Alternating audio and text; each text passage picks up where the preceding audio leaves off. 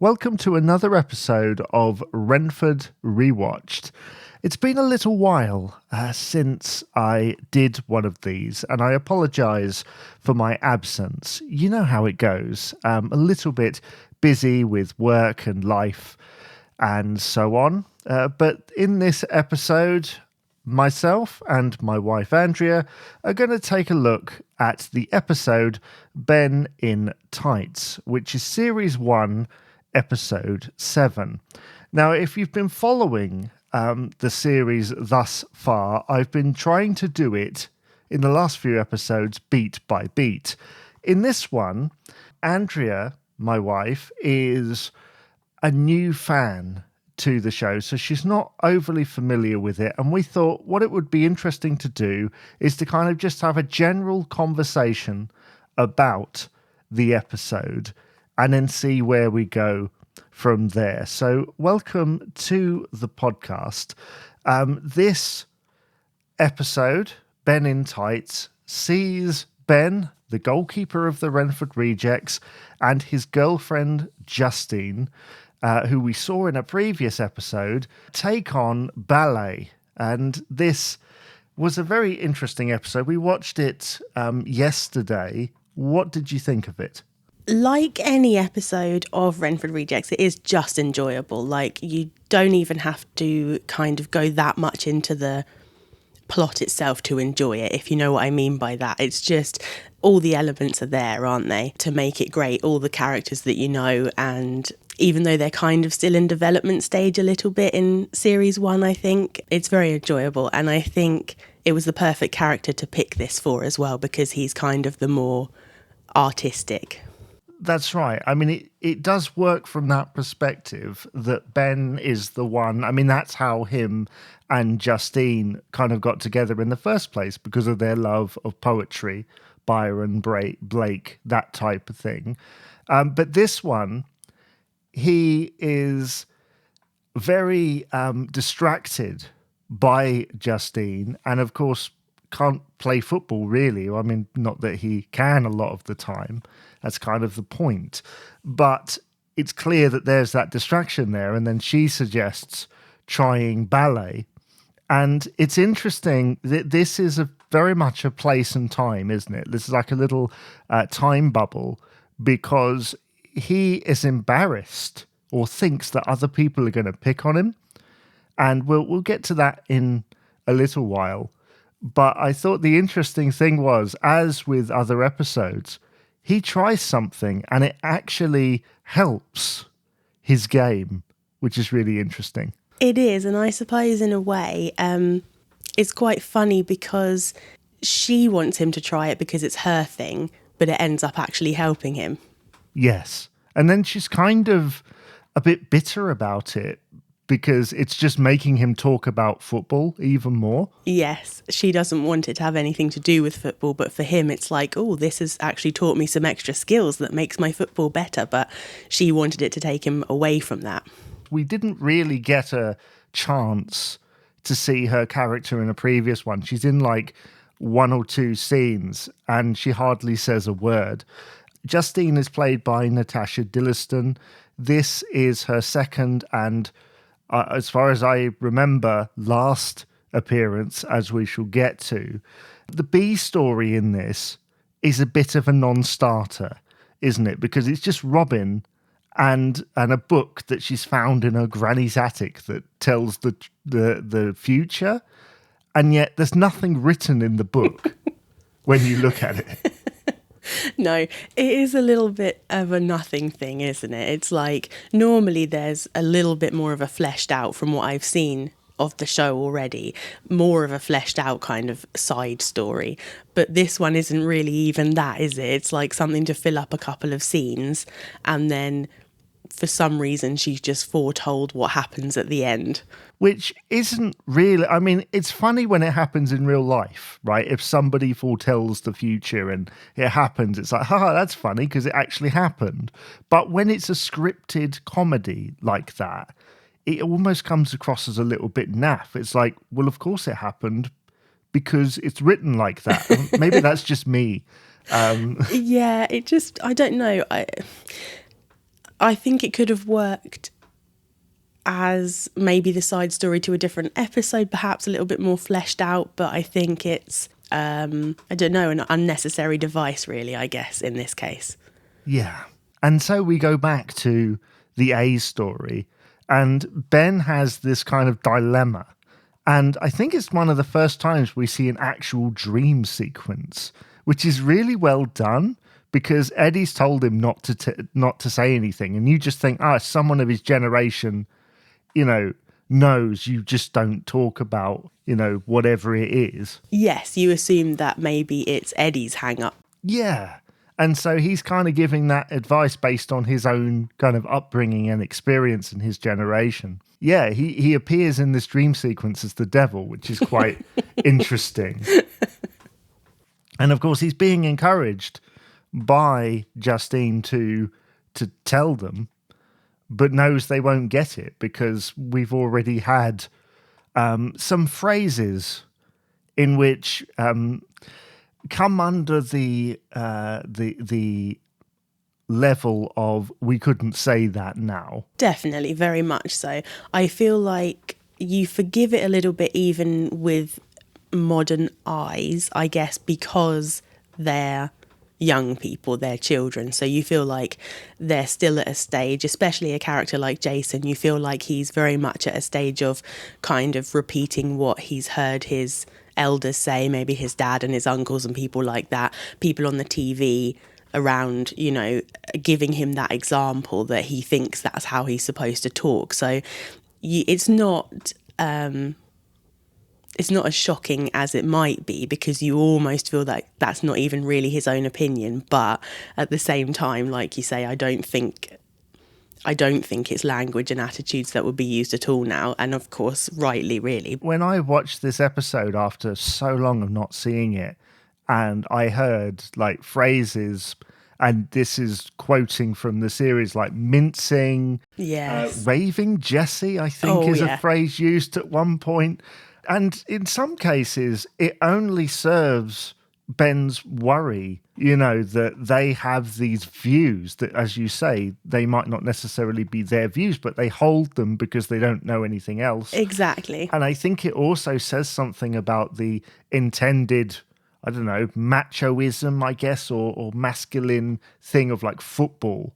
Yeah, I think you do get a definite vibe that they were trying to make a series for boys largely, Yeah, that's what you believe by watching it. Yeah, I would say so. Like, that's the vibe you get anyway. It's not that girls couldn't enjoy it, but I think they were speaking to boys a lot more than they were speaking to girls. And so it's interesting because obviously they were very ahead of time with having Robin on the football team, having a girl on a football team playing with boys, but she's hardly in this episode. It's almost as if they said, we want to do this ballet thing, but we need a character that doesn't fit into the football world. And of course, with Robin, that wouldn't have been possible.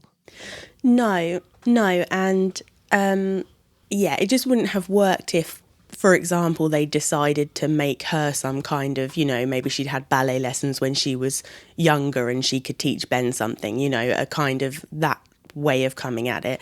It wouldn't really have made any sense because they've established already that she's quite tomboyish and she just wants to be part of the boys' team.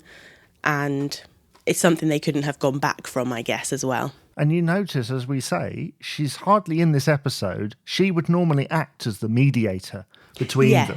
Yes. And that's what, in some cases, makes Ben's worry a little bit unsatisfying as a viewer, because it's like, well, there's obviously people there who would be okay with this thing that you're doing, but one of them's been taken out of the equation. Yes. And it's almost like a fear of just Jason and Ronnie. Yeah, and Bruno I think so. To a lesser extent. Yeah.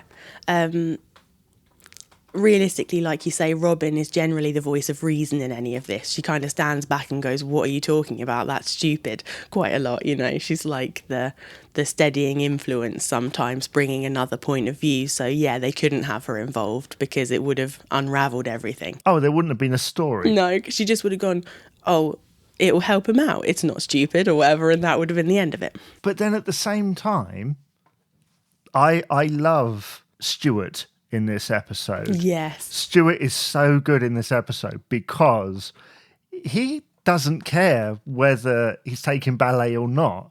I love where they're trying to surmise how he suddenly got all these like goalkeeping skills. And he just comes out and says, I think he's taking goalkeeping lessons.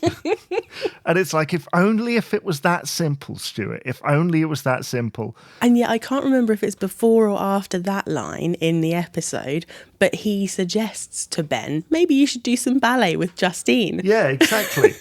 And so he's already got a friend. Yeah. But maybe Ben's taking it the wrong way. Like, he's just so, like, blind to this fear. Sort of tunnel vision in a way. You can't see really what the intention is. And again, up until this point, we hardly see Vinny either. That's true. Until they're in the ballet studio, Ben is told that Vinny is coming to film. And I love the way he, like, walks over to climbing bars and pretends to be a builder. And again, it's that interesting thing, like masculinity. Yes. The character has gone, what's the most masculine thing I can think of to pretend to be somebody else? Yes. And he's gone to something that isn't a building thing and turned it into that. I suppose as well, it's quite interesting in that scene, you realise that it's just a girls' ballet class and there aren't any boys there to do ballet. So they're also making a distinction there that ballet's definitely for girls, you know, when realistically in such a class there probably would have been boys as well, but they've really drawn that line of ballet, girls, I can't be associated with this. Yeah, and that is what brings that dilemma for Ben. Yeah. Because they seem to be in that area where there doesn't appear to be any other boys taking part, obviously, until the end. But we'll get there. I love that Vinny's filmed this, and we were saying off mic that he's pretty much on the outside, and he's always looking from the audience's perspective. He isn't really involved in the inner politics of anything. So then when Ben's really worried, he's like, no, I think it's great. And that's really, really cool.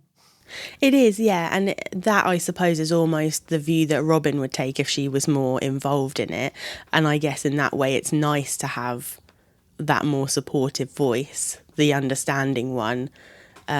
Because Vinny, like you say, he's that much more separate. He always sees it from a more neutral point of view, I suppose. Yeah, we need to talk about the fact, and we talked about this before, the tape that Vinny, he kind of waves it around, doesn't he, in his face? Yeah. And I think he threatens to show the others or something, right? And then obviously Jason comes into the frame, he takes it, and it turns out, well, he says, oh, I wouldn't have done that to you. That's what Vinny says, you know. Yeah. I was only joking. Yeah. And then Eddie takes the tape from him because he's like, well, you know, you've told them now and we can all have a good laugh, you know. And I love, this is a camcorder tape. This is a camcorder tape. This isn't a VHS as far as I can see. So what kind of machine are they using in the cafe to play Vinny's tapes on on the thing? And you said it yourself, didn't you, that Eddie doesn't even put it in anything. He doesn't even try and disguise the fact, you know, the actor doesn't try and disguise the fact that there's nothing there. He doesn't try and look like he's fumbling with something or turning something on. It looks like he just goes to the TV and puts it on the shelf underneath and it magically pops up on the TV. Yeah, and surprisingly in black and white as well, which I always assumed that was like the viewfinder. Yes, because when they show Vinny taking footage, it's black and white, isn't it, when he's looking through the camera? Yeah. But I guess I might be misremembering. I guess in other episodes, that footage is always in black and white. Because normally it's used to just like discern between shots. Yeah. That's what I thought anyway, but maybe he's got a black and white camera. Maybe he couldn't afford anything else. Quite expensive in those days. So, yeah, the attitudes in this. Obviously, you couldn't do this now. It wouldn't make too much sense. No. But I love the way that they almost try to turn it another way, don't they? Because the three lads, Ronnie, Jason, and Bruno, look at this video of Ben dancing and basically realise it's a room full of girls. Yes, they're drawing a totally different conclusion. They thought they were going to it to laugh at Ben, but then they go, oh, there's something else going on here. Exactly. And it's like, Ben wouldn't be thinking of it like that. No. He likes the gracefulness of it. He likes the way in which it's making him, flex when he's keeping, and giving him movement, different body movements and awareness and stuff. Yeah. Which obviously we see in the middle of the episode. Yeah. And, props to the actor. I mean, it must have been so difficult for Ben, actor Charlie Rolland, to basically carry this episode. Yes, but he does a great job, I think. He's very convincing. He makes you feel very empathetic towards the character. He's very funny. He's got quite a lot to do because they have that I don't want to wear my glasses kind of situation going on as well, which is, silly but funny. Oh, I forgot about that. Yeah, because you see him turn to kind of not face anybody, and he's quite clearly doing it on purpose. Yes, you can see like the movement. Like it's funny, but if you look at it from another point of view, it's like you can quite clearly see that Charlie's like going, right, he's there. I need to turn the other way completely, exactly. to be as like obvious as possible. Yeah, I do love those little moments you see in this first series. Are really interesting. But the last scene is obviously Justine realizing that the boys have taken part in this thing, and she's unhappy. And basically, she then thinks, we can get involved in something else together. And it's like fashion design. Well, yeah, it just reinforces the idea that she didn't want to share something that was for both of them. She wanted him to do her thing. And the same again, she just suggests another thing that she's interested in that he's got to tag along with. Because he said he was going to give up football altogether, or thought about it, and she didn't do anything to stop him. And looking through modern eyes, this is almost like controlling behaviour. Yeah. And it's actually quite disturbing, because it's like, I know this is a teen sitcom and it's supposed to be kind of light and fluffy, but it's like the way in which like she doesn't seem to care about anything else but her own interests. Yes.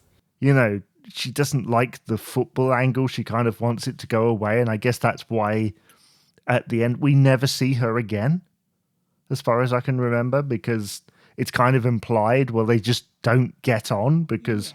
They're not really compatible, are they? Because he's hanging on because I guess he likes her and she's a girl. And, if he's not doing what she wants him to do, then he's of no use to her in a way. Yeah. This episode isn't one of the best. And like you said earlier, it is one of those where they're still experimenting and they're giving characters whole episodes to kind of build themselves. Yeah. But in my mind, they've already done that with Ben a little bit in previous episodes.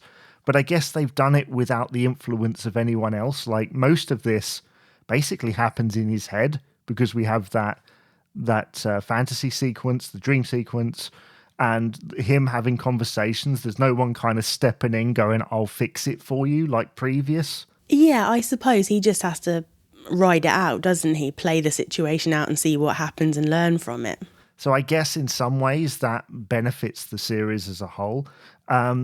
We'll talk about the end scene, because obviously this fortune teller thing, one of them was like, Eddie won't play guitar, right? And I love in that earlier scene where Stuart's like, oh, what a shame.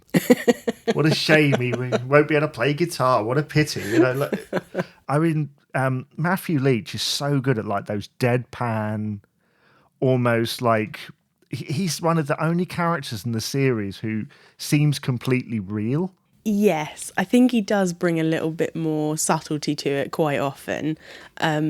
he's kind of got a slightly more mature air. Like, he always seems like he's a little bit older than the rest of them in his manner. And I guess that's intentional, isn't it? Because he's sort of the coach kind of thing, because he can't play, you know. Yeah. And so the last scene is Eddie standing there at the door of Gracelands, and we see Robin dressed up as Elvis. And they explain that he had to do something, he couldn't cancel it, it just had to go on. And it's like, this is where Robin has been all this time. She could have solved all this dilemma for Ben, but instead she's gone off somewhere, and now she's at the end miming to a Jerry Lee Lewis song. Dressed as Elvis. Because that's the thing. He says it's still the King's music. It's like, that's quite clearly Jerry Lee Lewis. That's Jerry Lee Lewis because that's his voice. I think it's a later recording. It's also a whole lot of shaking going on, which has more in common with Jerry. Much more associated with him. It's his song, yeah. So that was either they couldn't get the rights to it or something. Which seems unlikely considering all the music they did use in the series. Yeah. I guess that was a tricky one to license. But it seemed like a very bizarre ending, that. I guess, though, it's almost just a symptom of everything that's in the rest of the episode in a way. It's a little bit kind of all at sea. It's sort of a bit wishy-washy. It doesn't quite know where it is. It uses some strange devices to say not much in places, like we've said. But then the idea of it was great because it's like it's kind of transcending expectation or not worrying about what other people think. Yes. Like, you know what I'm trying to say? I think so, yeah. It's I suppose it's a fairly early lesson in... Be yourself, essentially. Yeah, be yourself. Stop worrying about what the conventions say and what you think everyone else around you is going to judge it to be, and just take it on face value, take it for what it is. Yeah. And we got all that from a half-hour teen show from the 90s. And that's why I love doing this podcast, because you look deeper into things. There's so much in there. And this show is hard, like this episode in particular, there's hardly any mention of the football. It's true. It's almost the backseat, isn't it, to all this other, I suppose in a way, almost like gender stuff and kind of age-old views and things like that, you know. Yeah. And yet at the same time, it's interesting that this episode doesn't have any of the Stokers in whatsoever, because this is one of those moments where I'm not sure why Ben is so frightened of his own friends. I could understand if it was like in previous episodes, like with Bruno, where he's been threatened to be beaten up by Terry Stoker, etc. You would almost expect them to be used in this because they would be such an extreme example of the macho point of view. Well, especially as one of Stoker's catchphrases is, it's a man's game. Yes. And so the idea of like this... a supposedly feminine discipline in a way. Yeah. Yeah. And so that is, I think if it was a later episode, I think that's what you would see. I think that would be more likely. I wonder if in a way, though, that would have been a bit too intense in a way to have them involved in it. Just the idea of being ridiculed by the fact that kind of Jason and the others do use this outdated language is enough. Like, we don't need it to be quite as terrifying as the Stokers in a way. No, that is true. And I guess it's just one of those things where he's frightened of what his friends will say, which I guess is a very relatable thing. Yes, and I think if I think about my impression of Ben as a character over the episodes that I've seen him in, is almost one that he wouldn't care what other people think. He would care more about what his friends think. That's right. Yeah, I think so. So that is Ben in Tights. Not necessarily my favourite Ben moments in this episode. I think he has much stronger moments, including in the previous one. He's got some cracking lines in that one. Thank you for joining me to talk about this. Please do come back again. The next episode which should be out very soon, a lot sooner than this one, will be the first appearance of the 1966 England World Cup winning team. So that is the next one. That will be with Carl. Thank you very much for listening. Please rate, comment, and subscribe on wherever you get your podcasts. Thank you very much for listening. Bye-bye for now.